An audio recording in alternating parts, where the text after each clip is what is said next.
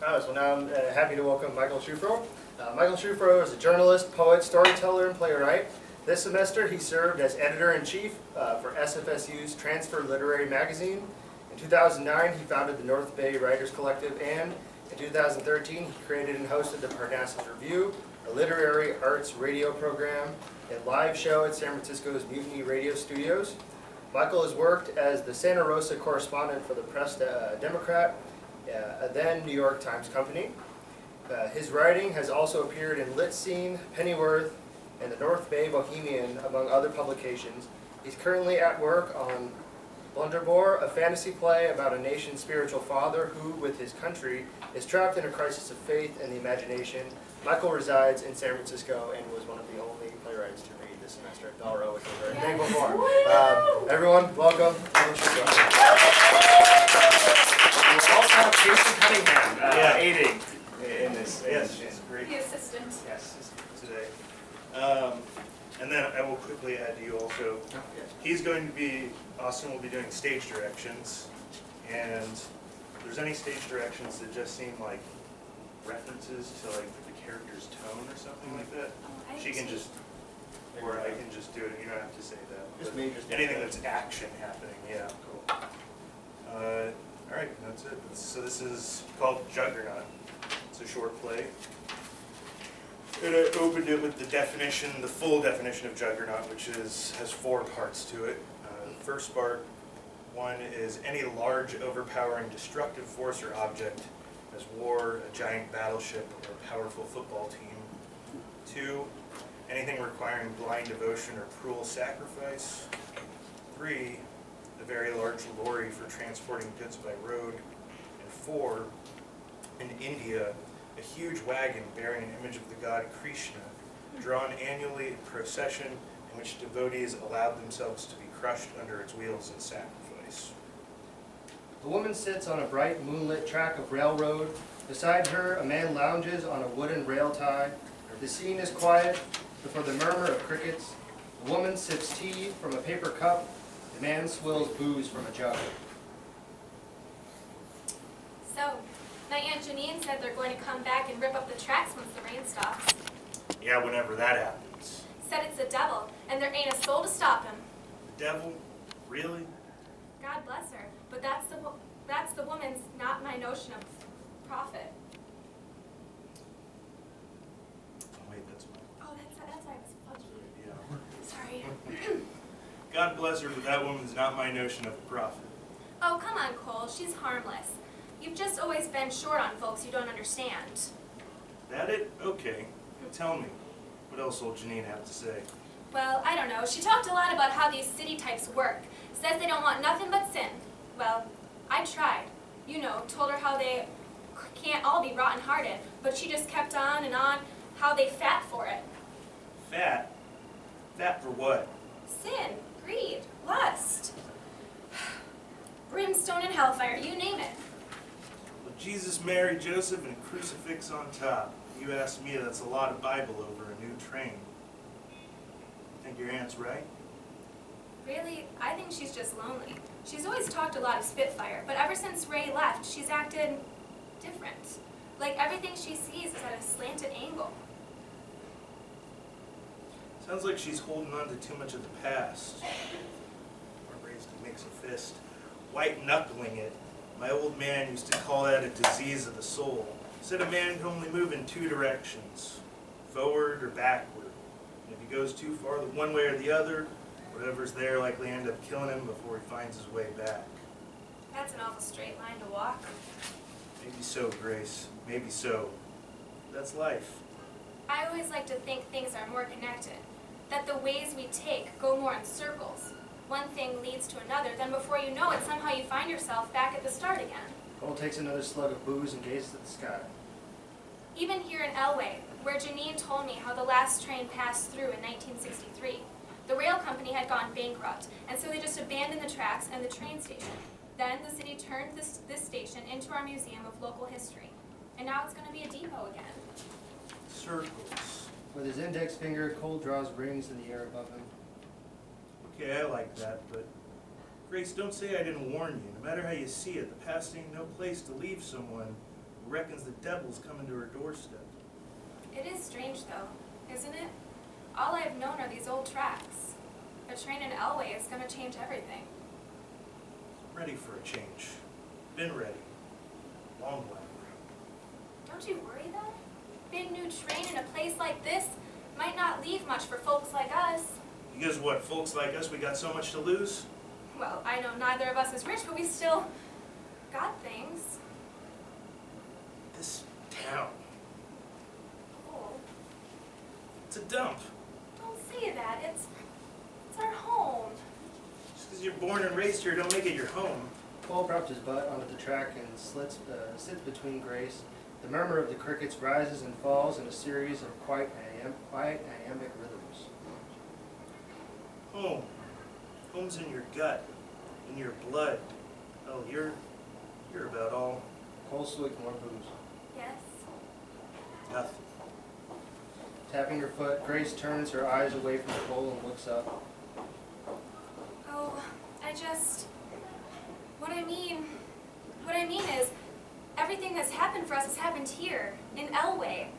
It's where we spent Halloween locked in your basement. You dressed up as the Lone Ranger and I was Tinkerbell. You remember? Your mama found us and we were grounded for a month. It's where Billy Toolman called me a slut at prom for not dancing with him and you knocked his front tooth out. I still say he had that long coming. And it's where... Gracie. Gracie. What? Rubbing Grace's shoulder. I understand. Sure. Oh, I understand a lot of memories here. Anything like a new train is going to erase all your experience. Cole chuckles, then takes a swig and places the jug in front and center of them. As long as you ain't lose your own mind. I'm just saying, maybe my aunt is right. It's our lives, Cole. It's not just some dump. Your aunt, the one divining on Lucifer? Well, Grace sips her tea and taps the lid, then sets it down. I think you're right too. I'll always remember my life here, no matter what happens. But still, say, just these tracks here. I see them and they remind me of things. Like, you remember way back when we decided to run away? Mm-hmm. You stuffed a backpack full of saltines and ketchup packets. After I convinced you that we'd find a troll or a giant or fairies if we walked the railroad long enough. And I went along even though I hate ketchup. And we walked till sundown. And then my sister showed up on her bicycle and circled us till we agreed to turn back. Cole sweeps his hand along the track and grins. Yeah, I guess I might miss these rusty bones after all. Cole fingers 2 cigarettes from a pack in his pocket, lights one and sets it in Grace's lips, then the other. The murmur of the crickets faintly rises as if on wind. You hear the new ones are going to run on magnets. No? What for? Speed. Supposed to be fast as hell. Cole picks up a stone and flings it into the dark. Lightning fast. Called it a bullet train in the paper. Said it's some kind of juggernaut that comes from Japan. I like that word. Juggernaut. Sounds ominous, though. It just sounds big. Big word, big train. It's hard to imagine, though. I've never been on anything that quick. Think of all the new faces, Gracie. Folks will be coming from Chicago, LA, New York, New York. I bet all the way down from the Keys, too. And new people means new opportunity, means more money to make and more things to do. It's a chance for folks like us, a real chance to go places. Well, it does sound pretty grand when you put it like that. And I'm a little ashamed I've never even left this county. But with what Janine says and all those things I've seen on the TV, they just dress it up to be such an ugly world. Cole stands up, tosses a cigarette in a rain puddle, and kicks at the dust. Well, okay, if you could go anywhere, where would you go? Anywhere? Sure, just name the first place off the top of your head. New Orleans. I've always wanted to see New Orleans. It's supposed to be a ball in the winter and all that brassy music, and you know how I love scary stories. Ray went and told me the whole city is haunted, but he said something strange, that the people there get along with their ghosts. Guess I've always wanted to find out what he meant. What about someplace yonder, though, somewhere far away, beyond Dixie, over the rainbow like? A place you can't even imagine unless you've gone and seen it with your own two. What are you chewing at, Cole? Call it a riddle or just plain curiosity. An old spin of the globe. Give it a whirl, Gracie. Anywhere. Anywhere. gone a million places and you can't think of one? Oh, I got it. Yeah? The Galapagos. It's somewhere in South America. You ain't gotta tell me, I know. Darwin's finches. Anyway, I read this one article, said you could swim with the penguins. Penguins! Imagine that! And there's volcanoes and swamps with lizards that look like dinosaurs. Grace stares down the tracks and into the distance. Sounds like a dream or a fairy tale, I suppose. We're an adventure. What about you? Where would you go? Me? First I'd go out west. Kansas City and Vegas. The Grand Canyon, then California. I have a cousin out there. Freddie works for the carnival. And after that, well, I think I'd go to Europe. Maybe take a freighter all the way across the 7 seas. And from there, well, anywhere the road leads. You talk like you already packed your bags. I gotta see the world. I know most hens put their eggs in heaven's basket, but I'm of a mind to believe we only live once. Well, you've heard me bark enough. I gotta live before I can die, Grace. Throwing her hands out, Can't you see this is life? Here? Now? the murmur of the crickets rises and wanes to a low hum.